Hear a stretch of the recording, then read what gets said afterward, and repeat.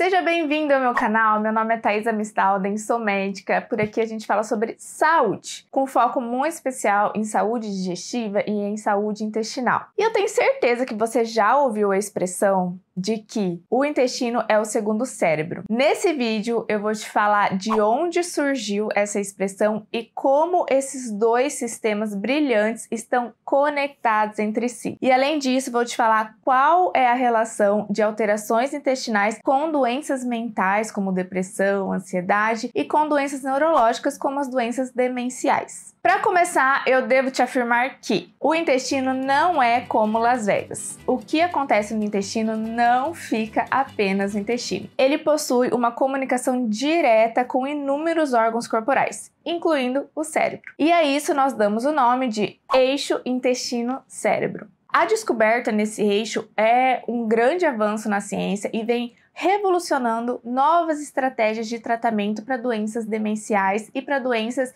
psiquiátricas, como depressão e ansiedade. Quer uma prova de que isso realmente acontece? Quem nunca sentiu uma dor de barriga e teve que sair correndo ao banheiro quando estava passando por uma situação de muito nervosismo, muita ansiedade ou estresse? E aquele jantar que a comida parecia que estava entalada porque o assunto ali na mesa estava meio tenso? Alterações emocionais também levam a alterações no nosso trato gastrointestinal. E situações como medo, como muita ansiedade, pode levar a quadros de diarreia ou até alguns desconfortos no estômago. Isso é uma prova de que o eixo intestino-cérebro realmente acontece. Esse eixo é uma rede bidirecional de comunicação. O que eu quero dizer com isso? Tanto o intestino consegue se comunicar com o cérebro, quanto o cérebro, o sistema nervoso central, consegue se comunicar com o intestino. E os dois interferem nas funções um do outro. Os dois se conectam e se comunicam o tempo todo. Dessa forma, alterações cerebrais podem interferir na movimentação de todo o sistema digestivo, pode interferir na produção e na secreção de enzimas digestivas que vão fazer toda a nossa digestão e pode interferir nas sensibilidades intestinais, por exemplo, sensibilidade a alguns alimentos. Assim como alterações e informações intestinais podem interferir na parte neurológica. Tá, você deve estar se perguntando. Beleza, até aí eu entendi. Mas como que acontece essa comunicação? Eles estão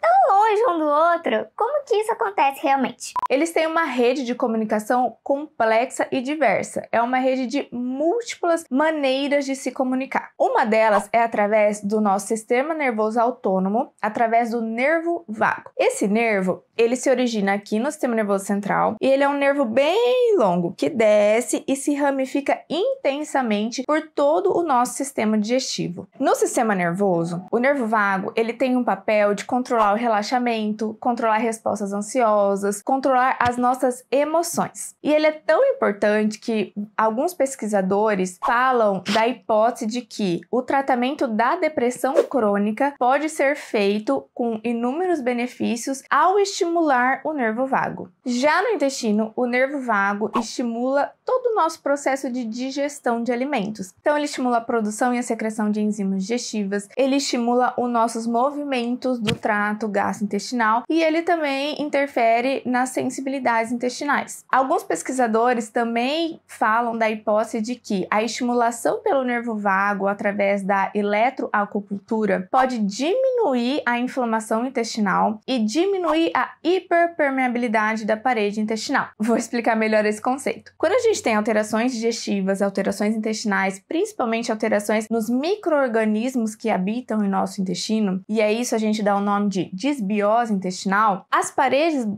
células da parede do intestino, elas podem ficar num estado mais permeável à passagem, a entrada de substâncias para dentro do nosso corpo. E isso não é benéfico, isso não é legal. Isso gera um processo inflamatório crônico a nível intestinal que pode predispor ao desenvolvimento de inúmeras doenças. Temos vídeo no canal sobre isso, eu vou deixar aqui na descrição o link desse vídeo. Quando a gente tem maior estímulo do nervo vago, essa permeabilidade da parede do intestino pode ficar menor. Quando a gente tem uma maior estimulação do nervo vago, ele pode diminuir essa hiperpermeabilidade intestinal, que seria um efeito muito benéfico. Entendendo tudo isso, entendendo o funcionamento do nervo vago, principalmente no sistema digestivo, no intestino, a gente consegue entender por que o estresse crônico leva a alterações digestivas, podendo levar inclusive ao aumento da permeabilidade da parede do intestino, ao aumento de doenças digestivas, de doenças intestinais e também da desbiose intestinal. Porque quando a gente tem um estresse crônico constante, a gente está sempre com o nosso sinal de alerta ligado. Então, é o nosso sistema nervoso simpático que está ativo e não o parasimpático. Dessa forma, o nervo vago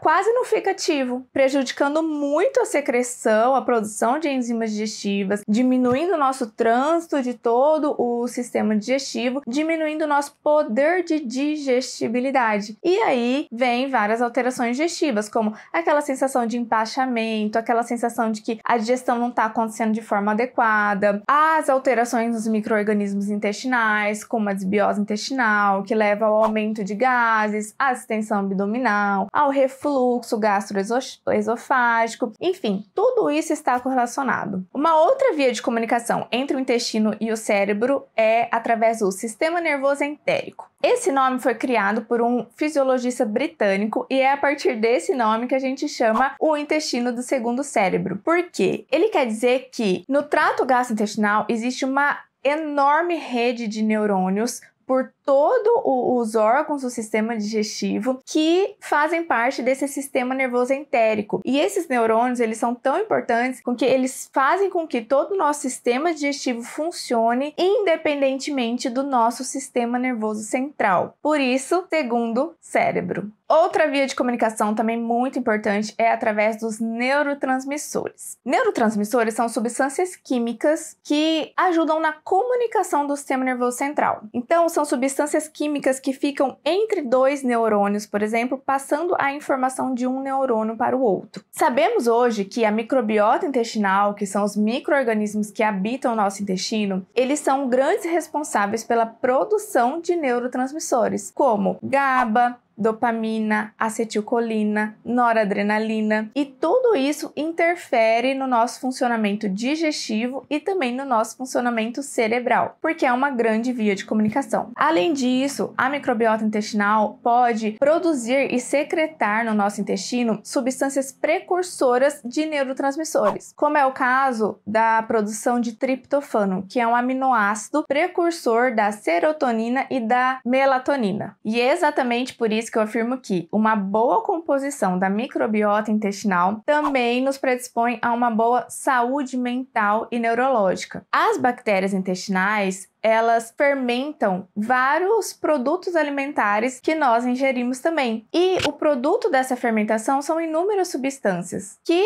através de receptores intestinais, interferem também com essa comunicação no sistema nervoso central e no cérebro. Então, elas também interferem na comunicação do eixo intestino-cérebro. Portanto, quando nós temos um quadro de doenças mentais, como depressão, como ansiedade, ou até doenças neurodegenerativas, nós precisamos olhar a saúde intestinal. Esse também deve ser um dos pilares do tratamento dessas comorbidades. Uma outra via de comunicação entre esses dois sistemas é através do nosso sistema imunológico. Aqui é um pouquinho mais complicado de entender, mas eu vou tentar facilitar. Quando nós temos alteração da microbiota intestinal, a desbiose intestinal que eu tanto falo por aqui, nós levamos também a um aumento da inflamação intestinal. E essa inflamação crônica, que com o tempo pode se tornar sistêmica no nosso corpo todo e não apenas no intestino, ela predispõe ao desenvolvimento de doenças neurológicas, como demência, esquizofrenia e depressão. Mas por que isso ocorre? Quando a gente tem essa inflamação intestinal, a parede do intestino, que deveria ter uma permeabilidade seletiva,